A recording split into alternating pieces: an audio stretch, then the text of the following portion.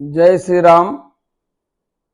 ఈరోజు నిన్న మన కర్ణాటక చీఫ్ మినిస్టర్ గారు, మన డిప్యూటీ చీఫ్ మినిస్టర్ గారు శివకుమార్ గారు అనే చాలా మంచి సిస్టమ్ మనిషి ఆయన నిన్న పోయి మన ప్రయాగరాజ్లా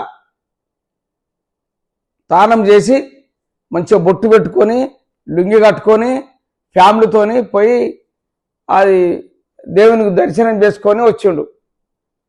అది మన మల్లికార్జున ఖర్గే గారు, కాంగ్రెస్ ప్రెసిడెంటు, సీనియర్ లీడరు, 80 ఏళ్ళ మనిషి, తెలివి ఉన్న మనిషి, మన హిందువుల గురించి మాట్లాడుతుండు. అలా తానం చేస్తే పుణ్యం వస్తుందా, నీకు దేవుడు కనిపిస్తాడా, ఇలా మాట్లాడుతూ ఉంటాడు. ఇక వాళ్ళకి ఓట్లు ఎవరేస్తారు చెప్పండి. ఒక్క ఓటు కూడా వాళ్ళే అక్కడ ఏదో ఢిల్లీలో. అంటే అర్థం చేసుకోండి, ఢిల్లీలో వాళ్ళకు మన హిందువులు కాదు ముస్లింలు ఓటు వేయలే వాళ్ళకు. ఎందుకోసం అంటే వీళ్ళు వస్తే కూతలు గుర్తురని. వీళ్ళు కూతలు గుర్తే మనకు కూడా ఏదో జరుగుద్దని ముస్లింలు ఆలోచించుకొని ముస్లింలు మాకు కాంగ్రెస్ వీళ్ళు ద్రోహం చేసిరని బహిరంగంగా ప్రెస్ మీట్లో పెట్టి చెప్పిండ్రు. వాళ్ళని ఏం చెప్తారు, వాళ్ళు ఎలక్షన్ అయిపోయాక కథం చేయాలి. మళ్ళీ 5 ఏళ్ళ వరకు వాళ్ళు ఎవరు ఇస్తారో ఎవరు పెడతారో తెలియదు. ఇది సంగతి జరుగుతుంది మనకు. వాళ్ళు చేసే మాటలు, సోనియా గాంధీ కానీ, రాహుల్ గాంధీ కానీ, మల్లికార్జున ఖర్గే గారు కానీ వాళ్ళ ఒక మనిషికి గౌరవం ఇచ్చేది లేదు. మన్మోహన్ సింగ్నే ఇట్లా దొబ్బుకుండా పోయేది, ఇటు కూర్చుని పో, లేకపోతే ఆయన సీటు తీసేసి వీళ్ళు కూర్చుండ్రు. జనం చూస్తుర్రు, యూత్ చూస్తుర్రు, చదువుకునే వాళ్ళు చూస్తుర్రు, మేధావులు ఉన్నారు, పిహెచ్డీ చేసిన వాళ్ళు, ఎంబీఏ ఎల్ఎల్బీ చేసిన వాళ్ళు, వీళ్ళందరూ వీళ్ళ సంగతులు చూస్తూనే ఉన్నారు, కాంగ్రెస్ వాళ్ళు చేసే పనులన్నీ. అయితే వీళ్ళు ఏమనుకుంటారు అంటే ఏం కాదనుకోని అనుకుంటారు. నిన్న ఢిల్లీలో ఏమైంది, మంచిగా అయింది కదా, ఒక్క సీటు కూడా రాలే కదా. ఎటువంటి 4 దగ్గర పెట్టుకుంటే బెటర్. మేము ఉట్టిగా రోడ్డు మీద రోడ్డులో మాట్లాడితేనే 1000 లక్షల మంది చూస్తున్నారు. మీరు మాట్లాడే ముచ్చట వినేదా వాళ్ళు? ఎట్లా చూస్తేనే ఏం జరుగుతుందని వాళ్ళు తెలిసిపోతుంది జనానికి. విలేకరులకు, యూట్యూబ్ ఛానల్ వాళ్ళకు, టీవీ ఛానల్ వాళ్ళకు, వాళ్ళందరూ అబ్జర్వ్ చెప్తలేరా? వాళ్ళు గూగుల్లో మొత్తం గూగుల్లో పెడుతున్నారు. మీరు ఇట్లా కొట్టగానే మీరు వేసేది పనులన్నీ వస్తున్నాయి.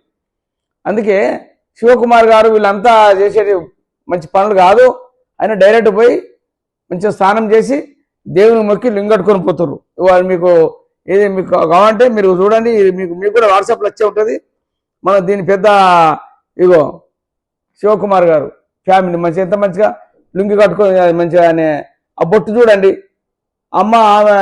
అమ్మవారి బొట్టు లెక్క పెట్టుకున్న మంచిగా బొట్టు పెట్టుకొని మంచిగా ఎవరి మాటలు ఖర్గే గిర్గే లేదు, రాహుల్ గాంధీ లేడు, లేదని కూడా వేండు కథం. ఇప్పుడు మంచిగా అయిపోయింది కదా. ఇట్లా ఇలా ఉండాలి, భయపడకుండా. కాంగ్రెస్ వాళ్ళు అందరూ భయపడతారా? ఎవరు భయపడరు. ఇప్పుడు రేవంత్ రెడ్డి కూడా భయపడిపోతాడు. ఈయన రోజు స్నానం చేసి వస్తాడు అక్కడ పోయి, అవన్నీ ఆయన చూస్తూ ఉన్నాడు.